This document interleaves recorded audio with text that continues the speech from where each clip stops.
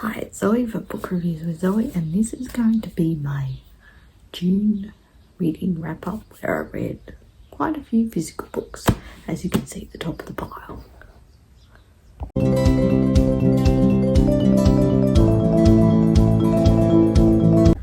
Alright, so let's get into the books, physical books that I read.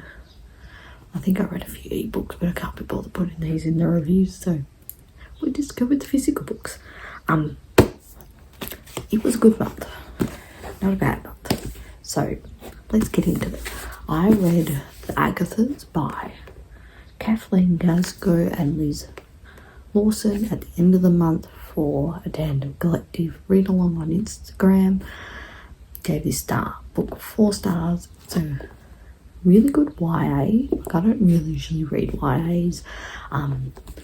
I really loved the Agatha Christie quotes at each start of almost every chapter.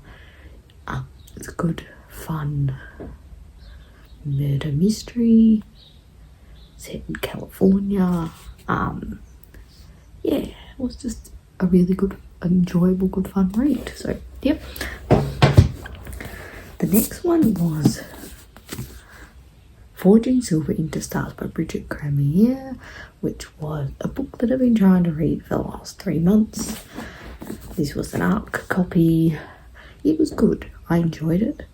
I think my issue with this book was it was promoted that it was a standalone series, standalone book, or start of a continuing series of the Curse So Dark and Lonely series, but it was a standalone. So they promoted it as you didn't have to read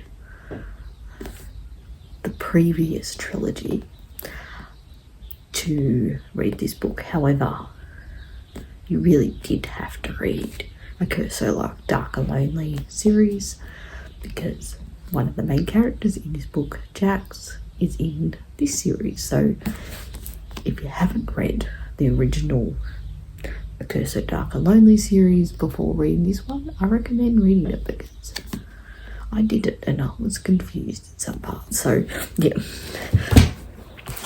I also read and finished, the Throne of Glass series. So I read the final book, Kingdom of Ash by Sarah J. Maas, and God, this book, it was 900 and something pages long, and it could have probably been 500 pages long. There was a lot of filler in this book. Can I tell you what was in this book? No. All I can say is I'm glad this series is over. It started off really well, ended not so good. So, but yeah, I finally finished it. The next book I read was Dilly Green Doesn't Care by Ashley Herring Blake. This was the first time I ever read an Ashley Herring Blake book, and I really, really, really enjoyed it. It was such a good romance, sapphic romance. It was just, yeah, I would give this almost 5 stars. It was brilliant, and I really now want to read more Ashley Herring Blake books. So tell me in the comments if you're an Ashley Herring Blake fan what I should pick up next.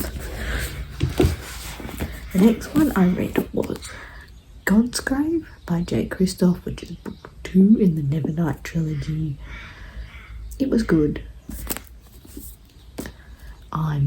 J. Kristoff is one of those authors that you just like, I enjoy you, and they're good fun.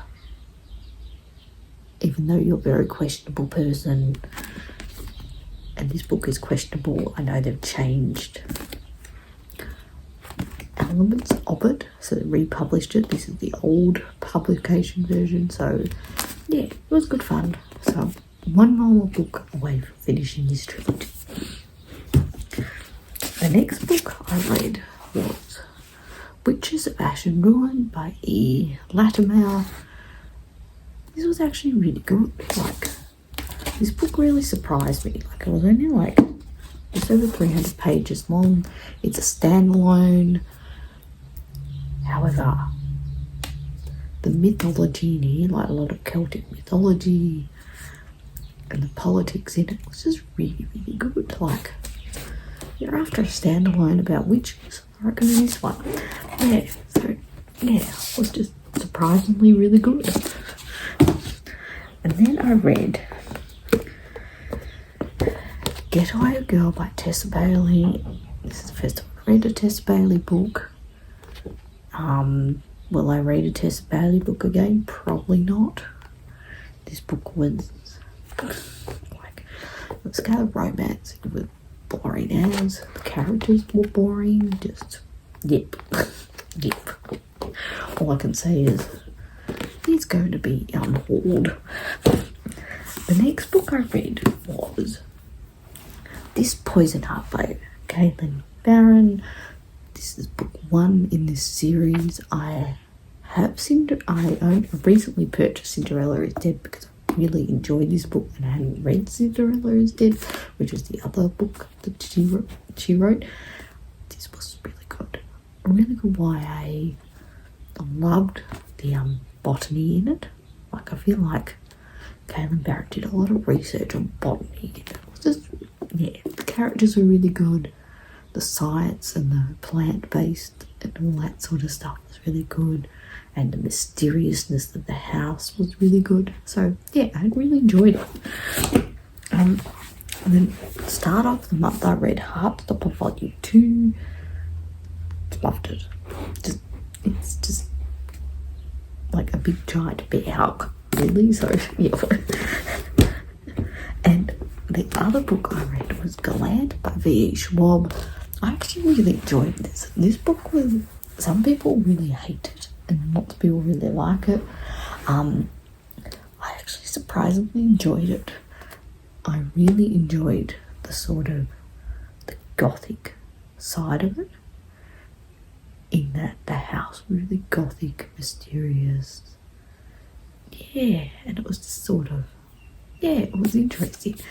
And I feel like this book suffered from,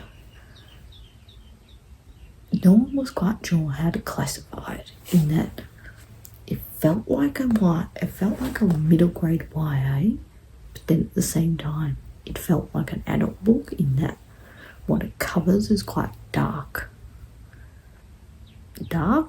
and the characters are quite young, so it's sort of like, it's, yeah, you know, it's one of those things where